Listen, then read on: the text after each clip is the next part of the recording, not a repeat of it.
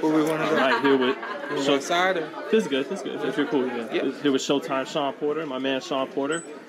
What's Hasim Rahman got to do to win this fight, Sean? I was surprised to see he's actually a slight underdog at the betting book. I'm not surprised, you know. Well, I mean, honestly, I don't even know how the betting all that goes, but I don't think he's expected to win this fight, even though he's the boxer with the experience. I think that Jake Paul's got a lot of momentum riding on his side. He's got a lot of people riding on his side, of course. And I think the energy's flowing his way.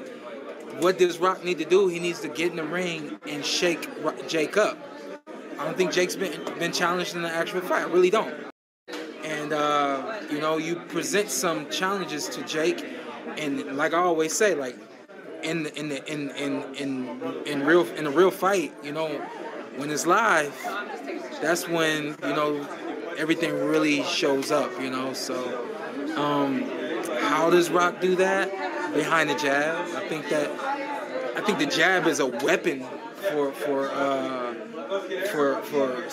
Rock. I think the jab is a weapon for him. A lot of guys, it's just a setup tool. But for him, it's actually a weapon and a setup tool. Mm-hmm. But use that jab and work behind it. You know what I mean? Don't get complacent with just the jab. Don't get complacent with a lot of defense.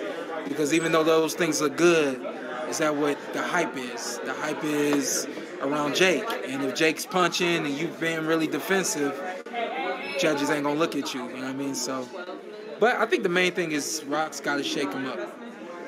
And you know, if Rock's using that jab, you know, like we would expect, you imagine Jake's going to look to come over the top with that right hand he loves. Yeah. What do you do when you're in that fighter's shoes to not get hit with that right hand? Well, you know what? I think number one is you can't throw a lazy jab.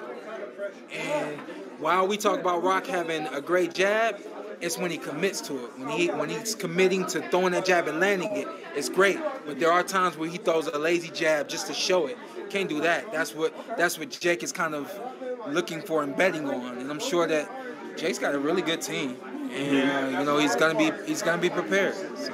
What do you do as a fighter when you get exhausted? Like Emmanuel Stewart said, the great ones can fight exhausted. Yeah. And there's a good chance these two get exhausted. Yeah. You know. Yeah. What does it come down to? Who wants it more at that point? I've fought exhausted before, and I remember fighting through the exhaustion was simply me wanting to win, and it was me understanding that I had to simply keep going. It's not that simple all the time, but I think that that's the number one thing for both these guys. We're not going to talk just about Rock, but for both these guys to understand that, hey, this is a fight I'm actually going to be challenged in, and I have to be able to fight through those challenges. And, you know, that's why I always say adversity makes a champion. And Sean, just got to ask, what's one thing when you've watched Jake you hate about how he fights, and one thing you actually like about how he fights? You say, hey, not bad. I like to see his jab. I like to see more jabs. I like to see him throw a jab that he can land. And I think everybody out there, y'all know me, I'm all about the jab, right? It kind of is what it is. Even though I'm a short guy, I think that that's one thing that I always felt challenged. People always challenged me that I couldn't land the jab, and so I really did. You know, I perfected my jab in a lot of ways and developed a lot of different ways to throw it. I think if Jake wants to get better, I think it's going to revolve around the jab for him, because that's the most basic punch in boxing. And when you're a guy with not very much experience, you have to rely on the basics, the fundamentals. I mean, it starts with the jab. So I like to see more jabs from Jake, and I think one thing I really like about him is his toughness and his ability to stand in there and take that chance with that overhand right. That's become his weapon. Do you think he freezes up? Should Rock hit him like he has? You know, no one's really been hit yet. I do.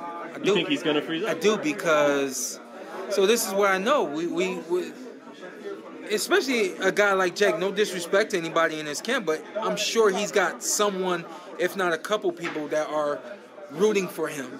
And in boxing, where I come from, we don't do cheerleading. Well, he's from where you're from. No. But he ain't from where I'm from. No, I know. Not the same. And from where I'm from, we don't do the cheerleading. We don't do the this champ, that champ. We strive on working on things and getting better. But that being said, if nobody's challenging him in camp and nobody's forcing him to dig deep in camp, I can't really imagine that. But I do imagine that there's some hoorah when he's doing good things. I'm not saying that it's bad to do that. I'm just simply saying when you get challenged on fight night, if you haven't been through that in training and no one's got anything to cheer about, it happens. You know what I mean? So you're left with yourself. Cut that up, because I made really good sense of that. So make sure everybody understands. Because then you're just left with yourself to pull you out. Yeah, exactly. And I'm not saying that cheering your fighter on is a bad thing.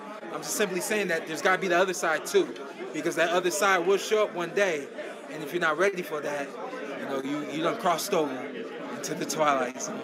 and where only you can pull yourself out of the abyss. Yeah, man. Yeah. And it gets real in that moment. Yeah. Turn it on, because I'm not gonna do it later. Turn it on now, because I'm not gonna do it later. And then lastly, man, do you? And then lastly, man, Rock said he's already gotten a lot of messages from fighters and trainers. Do you feel that sentiment? You yourself, we want you to win for boxing and for the safety of boxing. Yeah. Okay. Yeah, and it's nothing against Jake. For me, I'm simply I just want Rock to put it down for his family. He on the Porter Way podcast, he told a story about what Emmanuel Stewart said about him. I just think that's remarkable. That's amazing to hear those things, and you just gotta capitalize on that and live up to everything that's been said about you. So that's what I'm rooting on. It's a more do it for Rock, not because you hate Jake thing. Yeah. Thanks, Shawn. Yeah. Thanks, man. Appreciate it, brother. Good to see you, man.